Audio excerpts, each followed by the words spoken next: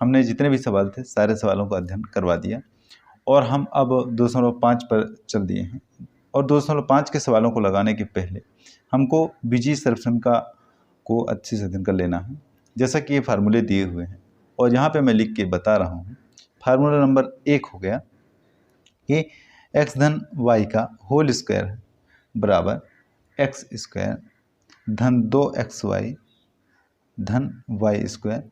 ये आपका पहला नंबर का बीजीय फार्मूला है। इस फार्मूले के अच्छी तरह से याद कर लीजिएगा या कि देख लीजिएगा, दिमाग में रखिएगा।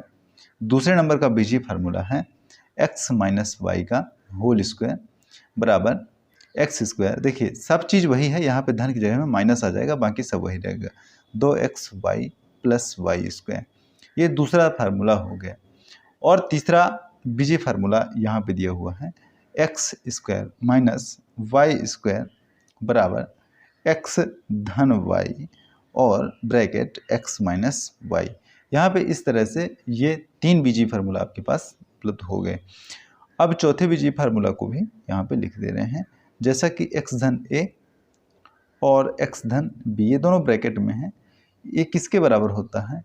एक्स स्क्वायर धन ए धन B whole X plus A B के बराबर ये फार्मूला होता है। इस तरह से आप इस फार्मूले को देख सकते हैं और आसानी से इसके सवालों को हल कर सकते हैं। तो इसके सवालों पर हम चलेंगे, लेकिन इसके पूरे फार्मूले को हम देख लेते हैं कि बीजीय सर्वसंख्या का कितना इसमें इस्तेमाल होना है।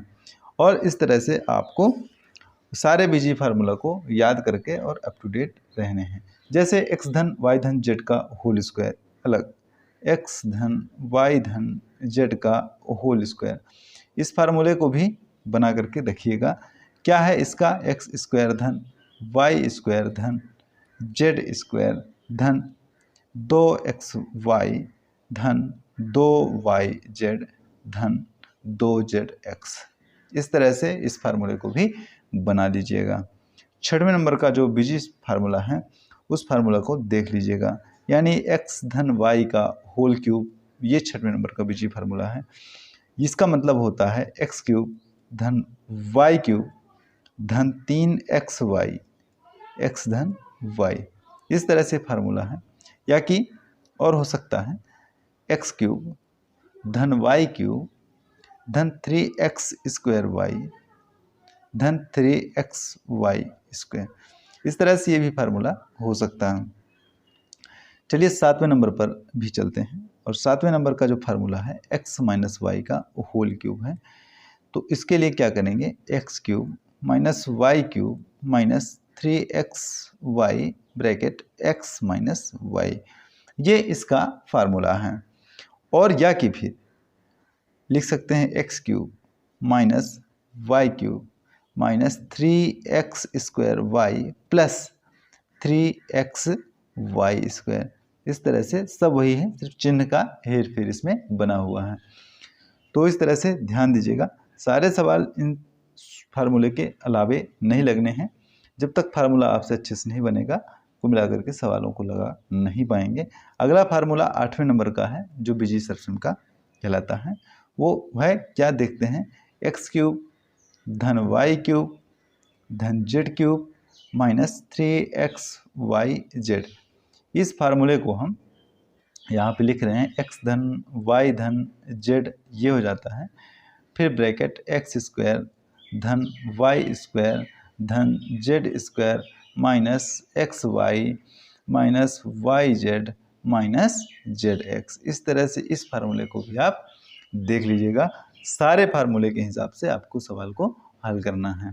तो चलिए प्रश्नावली 2.5 के अब 1-8 सवाल हम देख लेते हैं, तब हम इस काम को आगे बढ़ाते हैं। 2.5 यहाँ पे है, तो देख लीजिए। प्रश्न क्रमांक इसका 1 है और उस एक प्रश्न क्रमांक को हम हल करते हैं। जैसे प्रश्न क्रमांक 1 में क्या लिखा हुआ है? x धन 4 और x धन 10। इसके 2 तरीके हैं। एक तो साधारण गुणन विधि से हल कर सकते हैं और दूसरा अगर गुणन विधि से हल नहीं करना है तो हमको फार्मूले का इस्तेमाल करना है। इसको दोनों विधियों को मैं हल कर देता हूँ। दोनों विधियों को हल करने से पहले साधारण गुणन विधि से हम जो हल कर रहे हैं उसको देख लेते हैं और तब तक आप वीडियो पर कंटिन्यू बने रहिएगा। जैसे कि यहाँ पे x धन 4 और x धन 10 है, तो यहाँ पे x का गुना x से करेंगे और 4 का गुना भी x से करेंगे, ध्यान रखिएगा। फिर x का गुना 10 से करेंगे और 4 का गुना भी 10 से करेंगे। इसका ये मतलब है, यानी x का दोनों से गुना, फिर इस 4 का दोनों से गुना। तो x का गुना x से करेंगे तो क्या हो जाएगा x स्क्वायर, फिर x का गुना 10 से करेंगे तो धन क्या हो जाएगा 10x। फिर देखिएगा 4 का गुना x से करेंगे तो धन हो जाएगा 4x, फिर धन 4 का गुना 10 से करेंगे तो 10 चौको 40 हो जाएगा। देखिए बिल्कुल आसान है। तो एक्स स्क्वायर और समान घात वालों को जोड़ देते हैं। देखिए यहाँ पे घात समान है ना, और यहाँ भी घात समान है, यानी 10x है और 4x है, सबको जोड़ देते हैं। कितना बन जाएगा 14x धन 40 हो जाएगा। ये देखिए तुम्हारा इसका गुणनफल प्राप्त हो गया। बड़ी आसानी से इस तरह से गुणनफल प्राप्त हो गया। दूसरी विधि है कि बीजीय सर्वसमिका विधि। तो बीजीय सर्वसमिका विधि से भी हम हल कर सकते हैं। इसको आपको हम लगा करके यहाँ पे दिखाई दे रहे हैं, जिसमें कोई दिक्कत नहीं होगी, बड़ी आसानी से आपसे सब ये सवाल बन जाएगा। जैसा कि लिखा हुआ है x धन 4 और x धन 10 लिखा हुआ है, इसको हमको x धन a और x धन b के हिसाब से हल करने हैं। क्योंकि यहाँ पे आपको एक फार्मूला, चौथे नंबर का फार्मूला है x धन a और x धन b, इस हिसाब से हल करते हैं। चूँकि x धन a x धन b बराबर एक्स स्क्वायर धन a धन b x धन ए बी, ये लिखा हुआ है यहाँ पे हमको कुछ नहीं करना है, आगे एक प्रक्रिया अपनाना है। क्योंकि x बराबर तो x है, लेकिन a बराबर 4 है, तो लिखो दोगे यहाँ a बराबर 4 और b बराबर, a बराबर 4 और b बराबर 10, b बराबर 10, इस तरह से लिख दीजिए। अब इसको सर्वसमिका में मान रखने पर, सर्वसमिका में मान रखने पर, तो मान रख दो सर्वसमिका में, बड़ी आसानी। सर्वसमिका क्या है, सर्वसमिका ये है, ये जो पूरा लिखा हूँ यहाँ से पूरा लेकर के यहाँ तक, ये पूरा सर्वसमिका है। इसमें मान रख दो, तो मान रखते ही तुम्हारे पास इसके उत्तर आ जाएंगे आसानी से।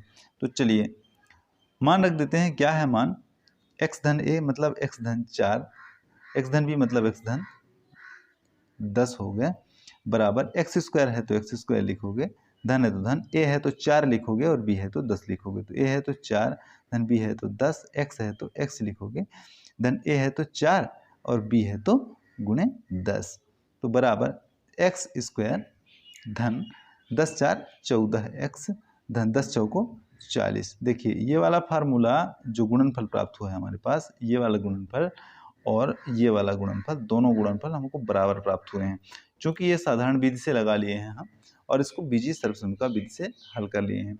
जैसा भी हमसे पूछ रहा है गुणनफल विधि से गुणनफल ज्ञात करने का, चाहे साधारण विधि से चाहे सर्वसमिका विधि से, सर्वसमिका विधि से पूछे तभी ये इसको हल करना है, साधारण विधि से बाकी हल करना है।